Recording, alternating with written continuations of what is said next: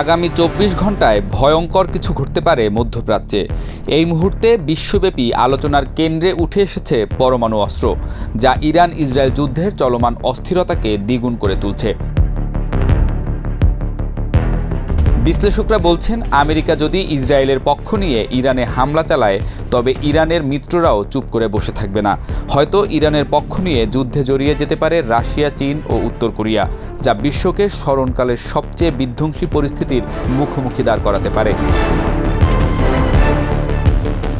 একাধিক আন্তর্জাতিক গণমাধ্যমের সংবাদ বিশ্লেষণে বলা হচ্ছে, বিশ্ববাসীর ধারণা ছিল ট্রাম্প এই যুদ্ধ বন্ধে ভূমিকা রাখবেন, কিন্তু তার অবস্থান বেশ জটিল করে তুলছে ইরান ইসরায়েল দ্বন্দ্ব।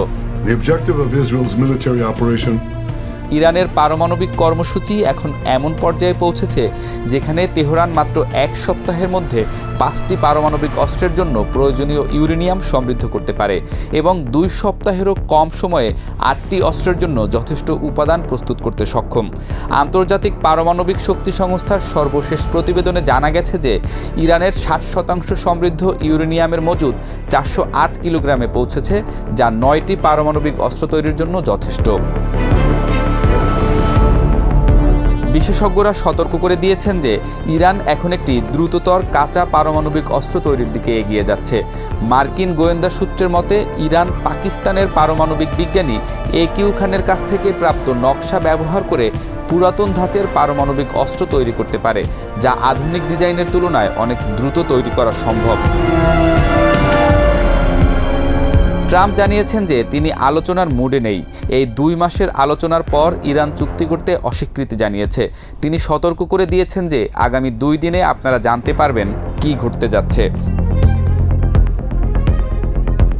বিশেষজ্ঞরা এই সংঘাতকে থ্রেশহোল্ড 1 নামে অভিহিত করছেন, যা এক নতুন ও ভয়াবহ ধরনের যুদ্ধ, যেখানে একটি পারমাণবিক শক্তিধর দেশ অন্য একটি দেশকে পারমাণবিক অস্ত্র অর্জনে বাধা দিতে সামরিক শক্তি ব্যবহার করে।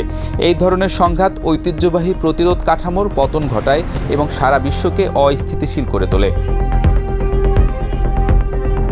পেন্টাগনের প্রতিবেদনে সতর্ক করা হয়েছে যে রাশিয়া, চীন, উত্তর কোরিয়া এবং ইরানের মধ্যে ক্রমবর্ধমান সহযোগিতার প্রমাণ মার্কিন পারমাণবিক অস্ত্র কৌশলকে আরও চ্যালেঞ্জিং করে তুলেছে।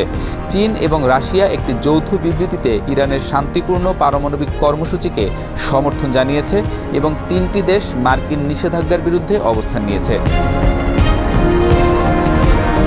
ইরান ইসরায়েল সংঘাত এখন শুধু একটি আঞ্চলিক সংকট নয়, এটি পারমাণবিক প্রতিদ্বন্দ্বিতার একটি বিপজ্জনক অধ্যায়ের সূচনা করেছে। ইরানের প্রতি ট্রাম্পের সম্পূর্ণ আত্মসমর্পণের প্রস্তাব এবং তেহরান খালি করে দেওয়ার নির্দেশ ইঙ্গিত দেয় যে আগামী 24 ঘন্টায় এই সংকট চূড়ান্ত পর্যায়ে পৌঁছাতে পারে।